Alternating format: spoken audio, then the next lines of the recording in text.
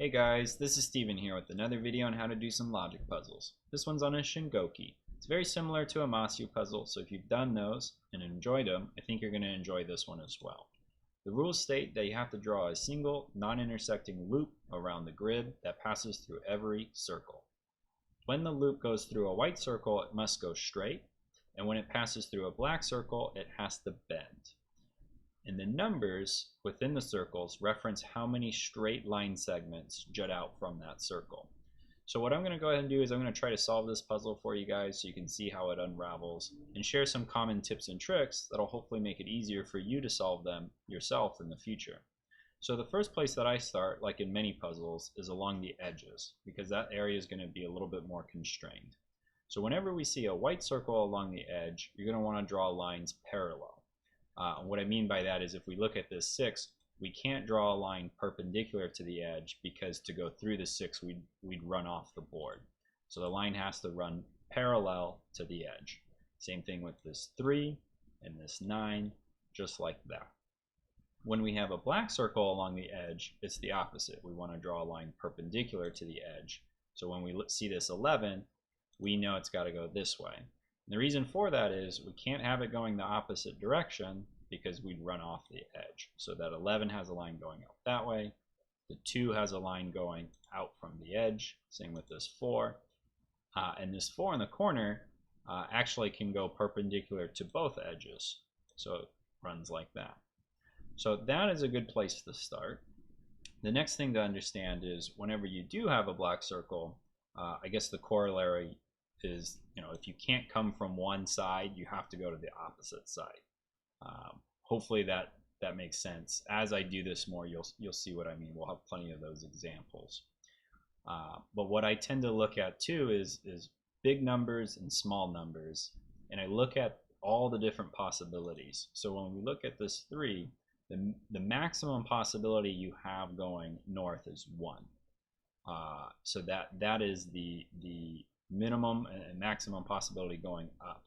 And so that means to get the third line segment, you have to come down. There's no other option.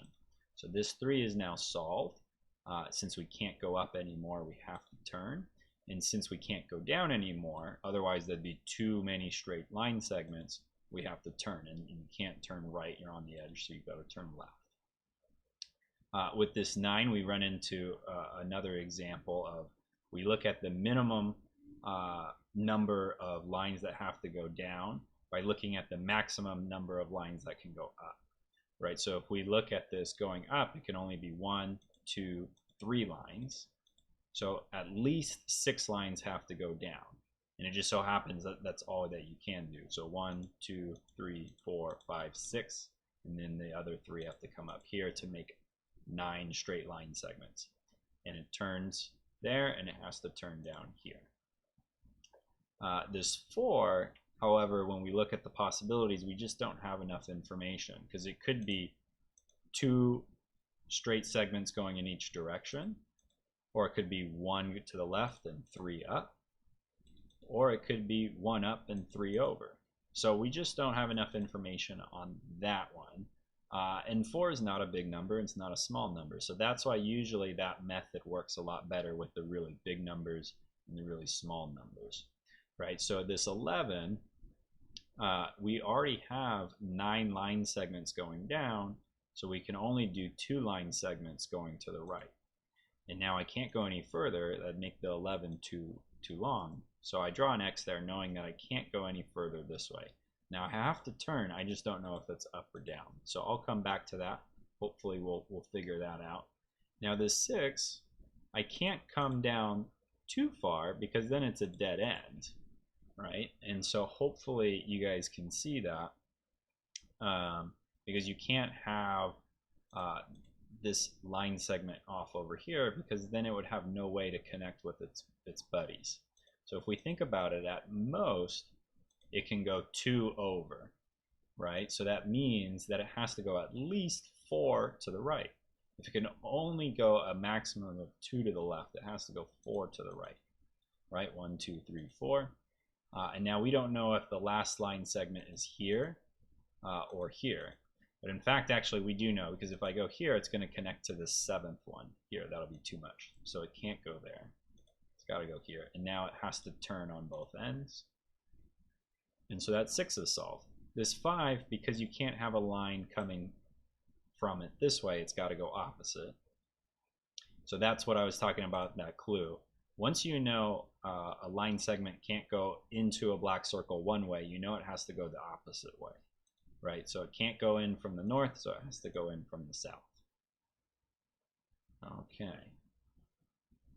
Now this 6, we've kind of got it up against an edge. Even though it's not the edge of the board, we've kind of created an artificial edge here. So we can't go perpendicular because we'd intersect the other line. So we have to run it parallel. And if we think about it, at most you can only go 3 north, right? 1, 2, 3, because you can't go to the 4th one, you'd run into it.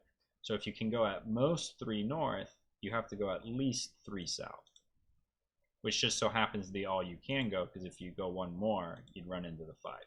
So that 6 is actually solved. And we got to cap off this line segment. We can't go left, so we got to go right. Same thing here, we can't go left, so we got to go right. This 5, we got 1 coming in from the side, so that means 4 has to go over like that. Can't go any further. This 4, now since we know it can't go horizontal like that, it's got to go vertical. And because it can only have 1 going south, it's got to have 3 going north. And we cap that off just like that. This 2 now can't turn left because it'd run into the 4, so it's got to go right. Can't go any further because we've already got 2 straight line segments, right? That would make it 3. So we cut it off there. Now we don't know if it goes up or down, so we'll come back to that later.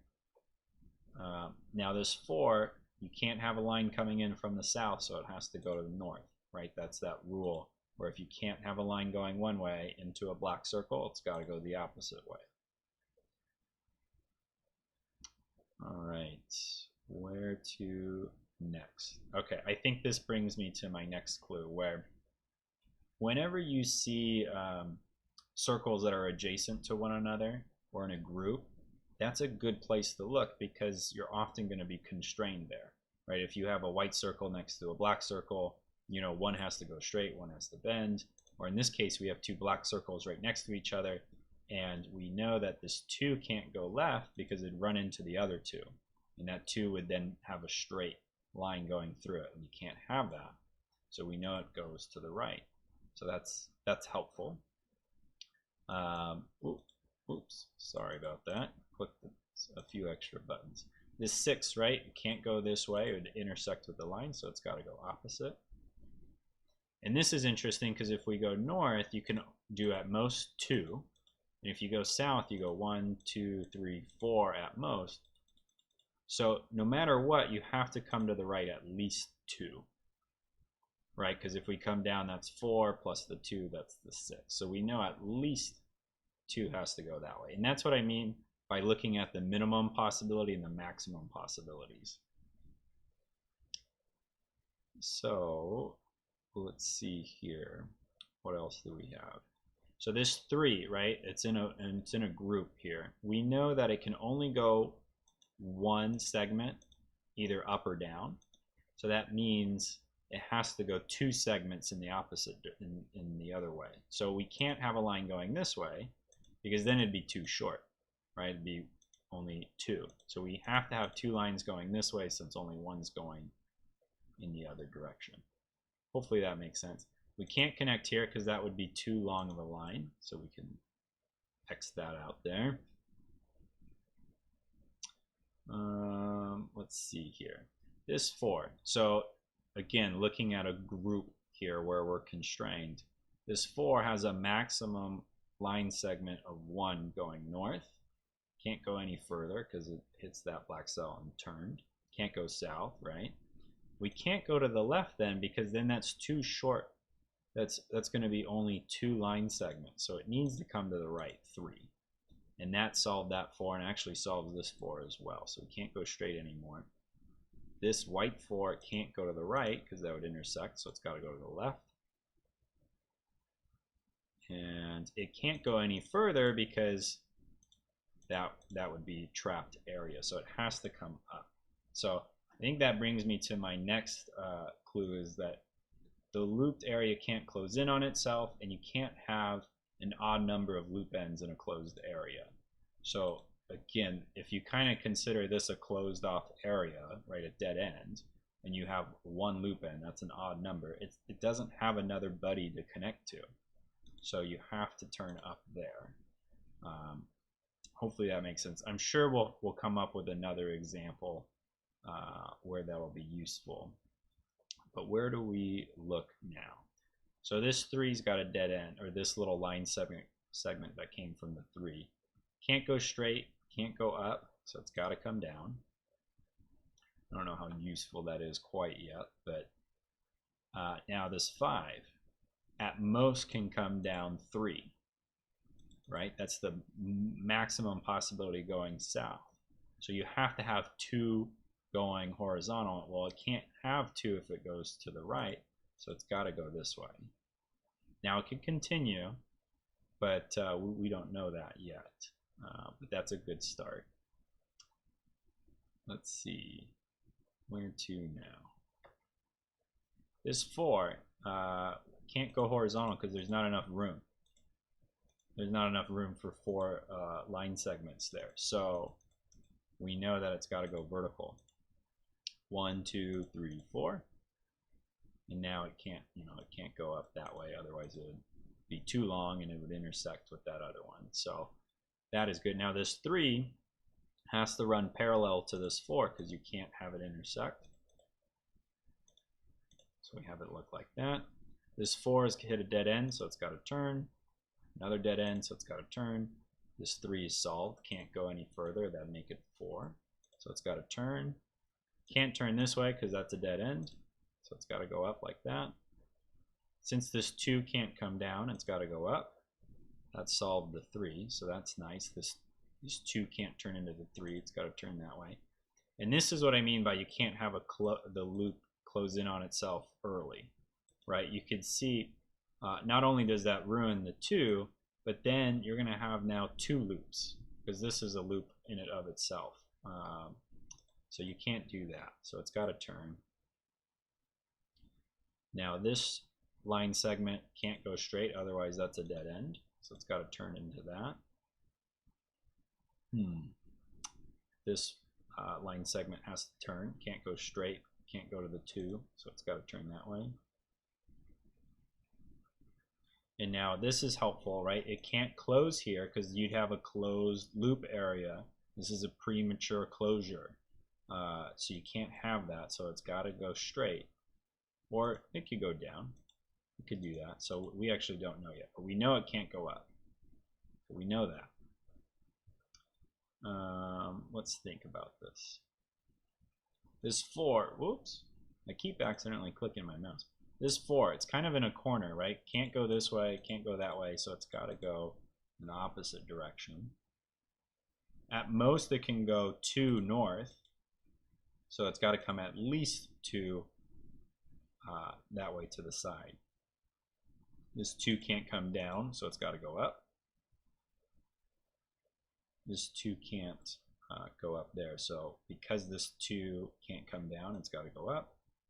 This 6 is now capped at the 2 sideways, so we know it can't go that way. It'd be too short. That would only be 4 line segments for that 6. So we got to come down here like that. 1, 2, 3, 4, 5, 6. There we go. So this 4 can't come over here, can't go over there, so it's got to go up. So that's 2 line segments this way. It's got to have 2 line segments going in the other direction. This 2 now can't turn right, so it's got to turn left. Same thing, this 2 can't turn left because, well, I guess it could technically, right? It could do that. Yeah, so I guess I jumped the gun on that.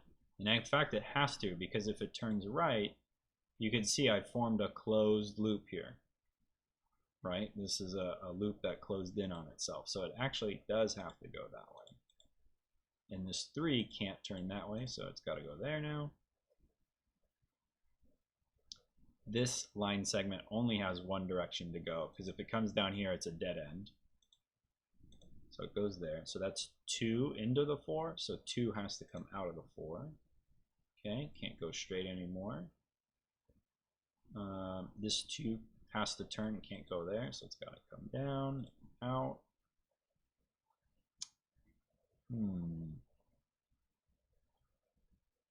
Alright, we're getting close. So this 3's hit a dead end, right? Or this line segment next to the 3 can't go down, so it's got to come over. And what am I missing? Okay, so this is a forced turn, right? Can't go straight, can't go down, so it's got to come up. It can't close the loop in on itself, right? You can see this is a closed area, so that can't turn that way. This is forcing this segment to turn left. Now this is what I mean by an odd number in a closed area. So there's 1, 2, 3 loop ends. So if I close this off, that's going to leave one stranded. So I have to leave that area open. So it has to come like that.